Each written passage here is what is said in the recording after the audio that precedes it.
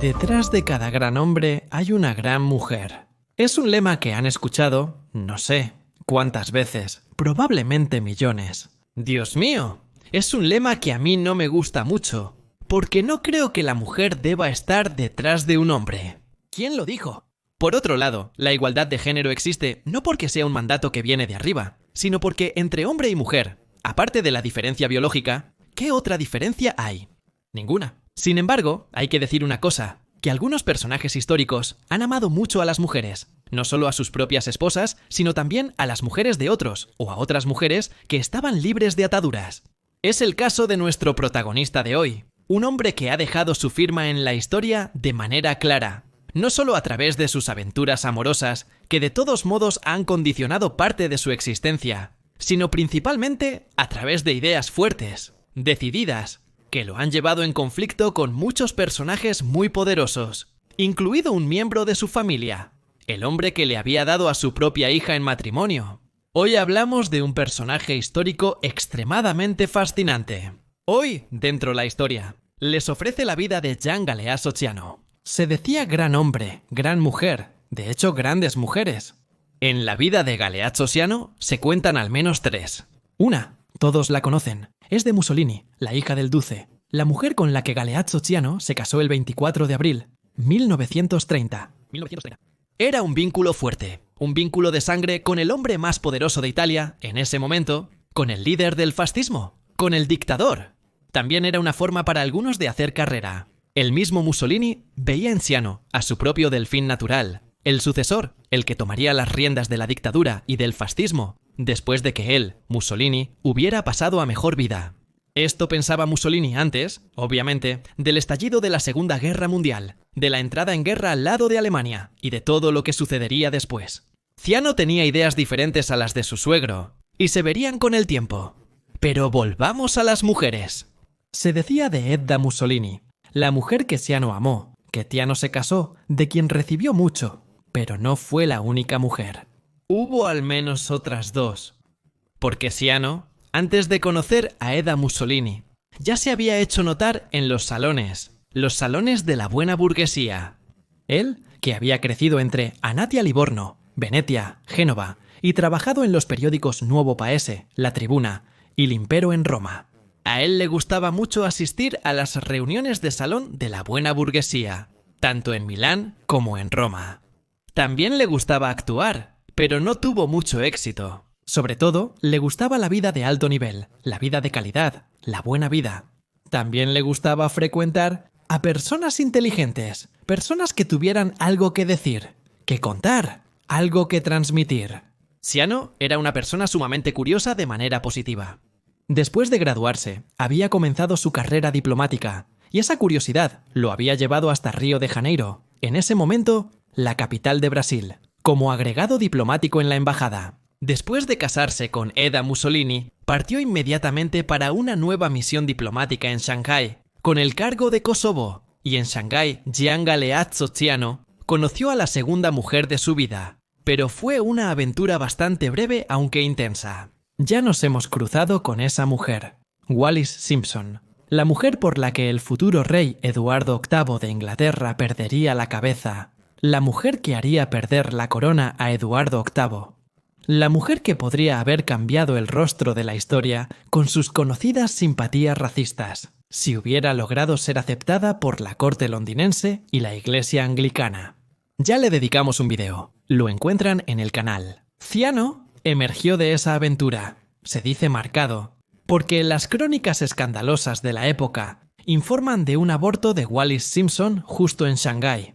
Se decía que el hijo era de Jean Galeazzo Ciano, pero él no estaba dispuesto a reconocerlo, también porque habría significado la ruptura de su matrimonio con Ed, la ruptura con su poderoso suegro, y el fin de su carrera. Wallis Simpson prefirió abortar. De ese aborto, por cierto, quedaron marcas permanentes llamadas esterilidad. Ciano, por otro lado, regresó de Shanghái después de 3 años de misión diplomática, obteniendo cada vez más avances en su carrera. Nunca se supo si Mussolini estaba informado de las aventuras galantes y desleales de Ciano o si simplemente, a pesar de saberlo, se encogía de hombros en función de proyectos superiores. Lo que es seguro es que Ciano avanzó en su carrera primero como subsecretario de prensa, luego como ministro de propaganda, lo que se convertiría en el Minkulpop, el Ministerio de Cultura Popular, y posteriormente como ministro de Exteriores, el ministro de Exteriores más joven en la historia italiana hasta ese momento. Claro. Además, Ciano no era solo un bon vivant, un mujeriego, un hombre que amaba el cosmopolitismo. Ciano tenía ideas políticas muy claras. Sí, Ciano apreciaba el fascismo, pero también era amigo íntimo del príncipe de Piamonte, Umberto di Saboya, el futuro rey Humberto II. Fue un profesor del Politécnico de Turín quien los puso en contacto. La amistad entre el heredero al trono y el heredero del fascismo entre los dos delfines se convertiría en algo más, en contactos continuos para decidir la política italiana.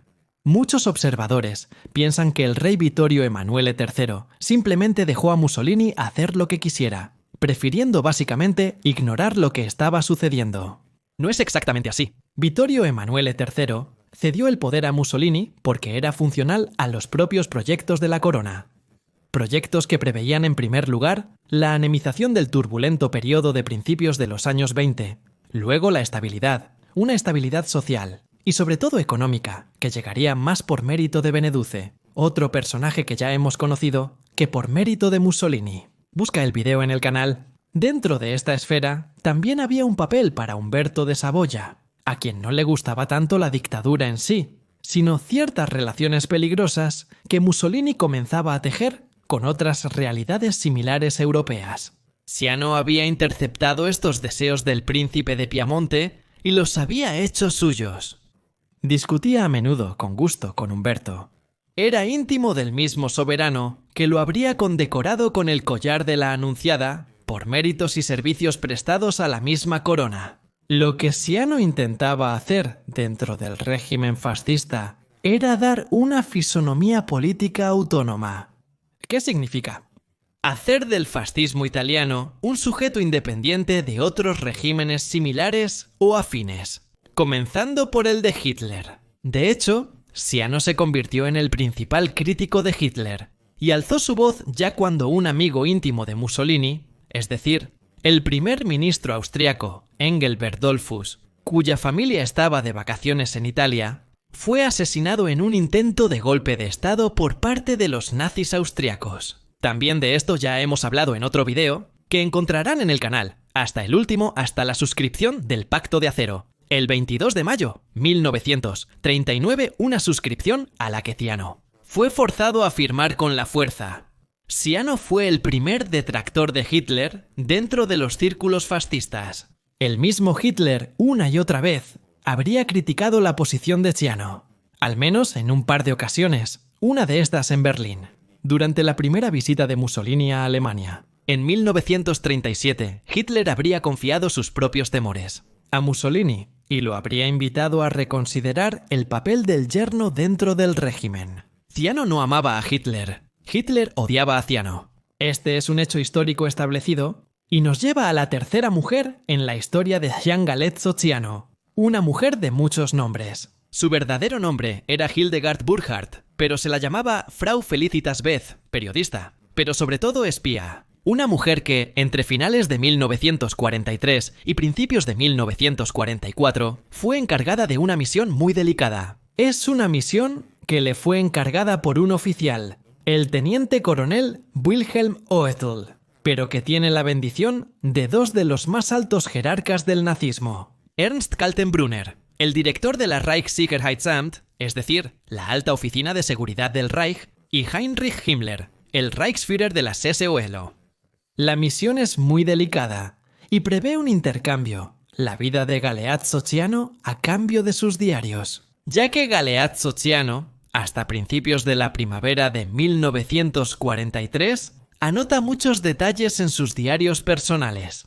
No es un misterio que haga eso. Esos registros, en los que Ciano escribe todo, incluso y sobre todo, las conversaciones que tiene con von Ribbentrop, con Mussolini, con los jerarcas, con los generales, con los embajadores, incluso con la Santa Sede. Todos esos diálogos son temidos. Temidos sobre todo en Berlín. ¿Qué podría suceder si el contenido de esos diarios, que se considera explosivo, se divulgara? Mussolini, que recientemente fue liberado de la prisión de Campo Imperatore en Gran Sasso, sería esencialmente degradado a una especie de caricatura. El verdadero rostro de Hitler como tirano podría ser mostrado aún más al mundo. Esto es lo que temen en Berlín. Por lo tanto, se debe intervenir. Por lo tanto, se debe hacer un intercambio. Un intercambio entre la vida de Ciano y sus diarios. Nos han dicho que se encuentra en ese momento en la cárcel. ¿Por qué? Porque el 25 de julio de 1943 votó a favor de la Orden del Día Grandes, la Orden del Día que establece el fin de la dictadura fascista y la remisión de los plenos poderes al soberano, a Vittorio Emanuele III. Ciano y Grandi ya se habían hablado en los días anteriores a la reunión del Gran Consejo. Tenían un plan preciso que, sin embargo, se arruina al final porque depositaban sus esperanzas en el mariscal Enrico Caviglia. En cambio, el rey, con un golpe de teatro, prefiere llamar a Badoglio, que es desagradable para Grandi, pero sobre todo para Ciano, perfectamente correspondido en esto. Desde finales de julio de 1943, Ciano sabe que él y su familia están en peligro. A finales de agosto, cuando ya se rumorea sobre la posibilidad de un armisticio, lo que será el armisticio de Cassiville, Ciano decide partir. Va a Múnich de Baviera, en Alemania, pero no es su destino final. Va a Alemania, porque desde allí quiere tomar un avión que lo lleve primero a Suiza y luego a España, a salvo. Confía los diarios a su esposa, Edda, sabiendo que son explosivos, pero desde Alemania. Ciano nunca se moverá. Será arrestado después del 8 de septiembre y luego extraditado a Italia. Le espera un juicio, el famoso juicio de Verona. Es un juicio muy duro, llevado a cabo contra aquellos jerarcas que habían votado en contra de Mussolini. En el banquillo los acusados son pocos, porque después de todo no podían arrestar a todos los jerarcas del 25 de julio. Ciano está con Marinelli, Gottardi, Pareschi y el viejo Emilio de Bono, uno de los cuadrumvires. Todos los demás están en rebeldía. El proceso es pesado, se lleva a cabo en un clima de amenazas constantes y está dominado por la figura de Alessandro Pavolini, la llamada suegra del régimen, un hombre que alberga un profundo odio hacia Ciano. Y es el mismo Pavolini quien influye en el proceso, hablando con los jueces en un lugar separado y haciéndolos inclinarse por el único veredicto unánime. La condena a muerte de Galeazzo Ciano por 9 votos a 0, mientras que en todos los otros casos siempre había habido votos en contra. ¿Por qué este voto? Porque Pavolini aspiraba a tomar el papel de Delfino. De Ciano porque Pavolini nunca había confiado. De Ciano porque Pavolini era el hombre que susurraba al oído del Duce, para deshacerse de sus traidores. Empezando por el traidor, que tenía en la familia recordando las palabras de Hitler: «Libérate de ese peso muerto». Dentro del proceso de Verona se inserta lo que se llamará la Operación Conte, la operación estudiada en Berlín. Para liberar a Galeazzo Ciano, A cambio, de sus diarios de esta operación, están a cargo, como hemos dicho, un oficial, el teniente coronel, y Hildegard, Burkhardt, que se hace llamar Felicitas Beth. Llámala Burkhardt, llámala Beth, la mujer visita a Galeazzo Ciano en prisión varias veces. Está enamorada de él. Es su tercera mujer, la tercera mujer de su vida. Se enfrenta a Gonciaro, expone el plan de fuga, expone las oportunidades ofrecidas por la Alemania nazi. El plan prevé que un comando de las Waffen-SS, especialmente entrenado, llegue a Verona, se ponga en contacto con el comando local, obtenga la complicidad de parte de los carceleros, simule un intento de revuelta dentro de la cárcel y favorezca la salida de Ciano, que luego sería llevado a salvo y autorizado a emigrar. A cambio, Ciano debe decirle a su esposa Edda, que está a salvo, que entregue los diarios. La operación se acuerda en cada detalle individual. Edda Mussolini y Ciano se encuentra al menos 2, tal vez incluso 3 veces con Betz. En esa ocasión, la espía alemana le confiesa a Edda Ciano que está locamente enamorada de su esposo. Edda mantiene una gran compostura en todo esto porque ella también está enamorada de Galeazzo y quiere salvarlo. Y sabe que la única forma de salvarlo son esos documentos. Por lo tanto, entrega una primera parte, para garantizar su credibilidad. El 28 de diciembre de 1943, Traubez habla con el general Arstel, quien se pone en contacto con Berlín. Al día siguiente, llega la respuesta positiva. Kaltenbrunner e Himmler dan luz verde con un telegrama. Se puede proceder, pero el plan empieza a enfrentar algunos contratiempos. El 1 de enero de 1944, Kaltenbrunner quiere los originales de los diarios, al menos una parte. Se le complace. Edda entrega la primera parte. Sin embargo, ella mantiene una copia. Nunca se sabe. Kaltenbrunner está satisfecho. Se autoriza al comando de las Waffen SS llegar a Verona. La Operación Conte inicia, pero no se concreta. ¿Por qué? Porque cuando faltan 72 horas para el fusilamiento, que ocurrirá el 11 de enero, 1944, llega una orden contraria, y es una orden firmada por Adolf Hitler. Hitler, mantenido en la oscuridad hasta el último momento sobre la Operación Conte, se entera, enfurece y pasa por encima de todos sus jerarcas. Ciano debe morir. Nadie tiene el valor de decirle al Führer que el riesgo es que la viuda pueda divulgar los diarios. Ciano debe morir. Ha traicionado a Mussolini y es un feroz adversario de Hitler. Es quizás el principal enemigo de Hitler dentro del fascismo italiano. El 9 de enero, 1944, la Operación Colte se aborta. Llorando, Beth va por última vez a la cárcel de los descalzos en Verona. Pide ver a Galeazzo Ciano y le dice que ya no hay nada que hacer. Ciano permanece, después de todo, tranquilo. Frente a Bezza, escribe una carta a su esposa y le pide que la lleve a Edda. La señora Bezza quisiera quedarse allí con Ciano, pero no puede. Lo único que le queda por hacer es presenciar la última transferencia desde la cárcel al polígono de Porta. Catena, ¿dónde? Se ha fijado la fecha y el lugar para la ejecución. Cuando entregue la última carta de Galeazzo Ciano a Edda, Frau Beth se despedirá, reafirmando una vez más su amor. Incluso después, hablando con la madre de Ciano, la condesa Carolina, Beth dijo: «Yo amé a Galeazzo, y todavía lo amo. Ha sido el gran amor de mi vida». La tercera mujer en caer víctima del encanto de Gian Galeazzo Ciano. Un encanto que, sin embargo, no salva a Ciano de las balas. La mañana del 11 de enero, 1944, junto con los otros 4 condenados a muerte, Ciano está atado a una silla. La espalda está expuesta al pelotón de ejecución. Es una elección verdaderamente bárbara, porque no expone al condenado a una muerte rápida. El pelotón de ejecución no puede apuntar a órganos vitales. De hecho, todos los condenados requerirán el tiro de gracia. En el caso de Ciano, incluso 2 balas en la cabeza. Así muere Gian Galeazzo Ciano, conde de Cortellazzo, ex yerno de Mussolini, oponente interno de Hitler en el fascismo italiano. Así muere, 2 balas en la cabeza. Muere dejando un mensaje al capellán. Hágale saber a mis hijos que muero sin rencor hacia nadie.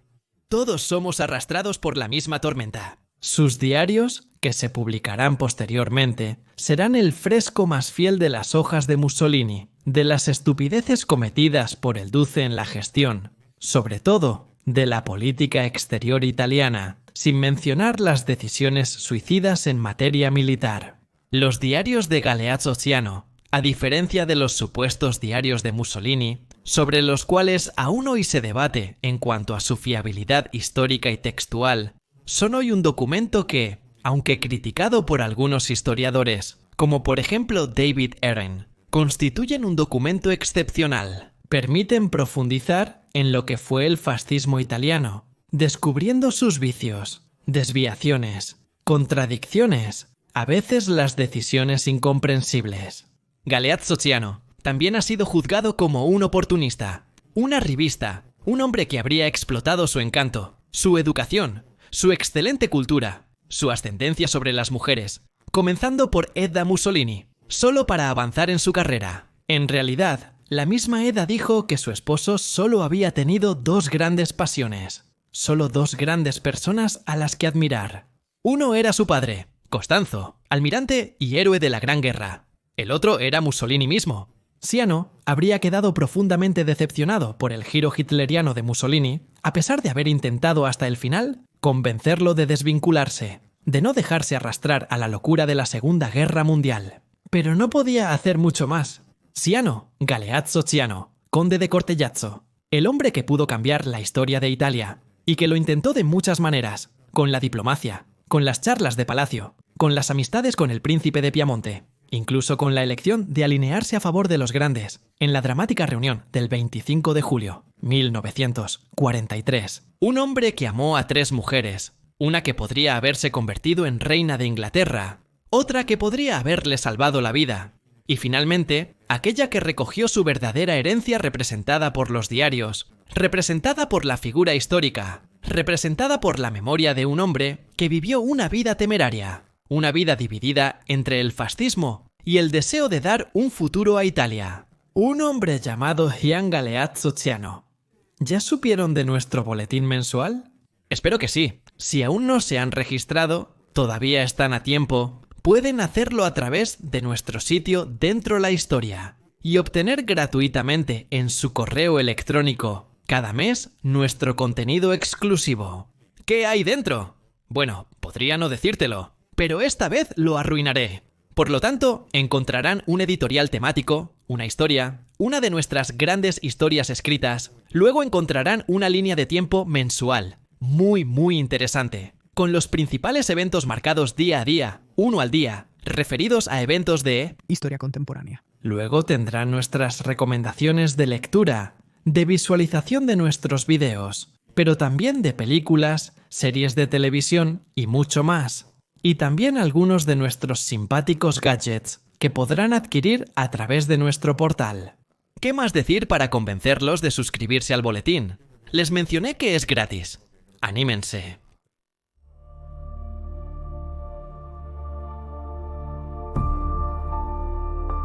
Gracias a todos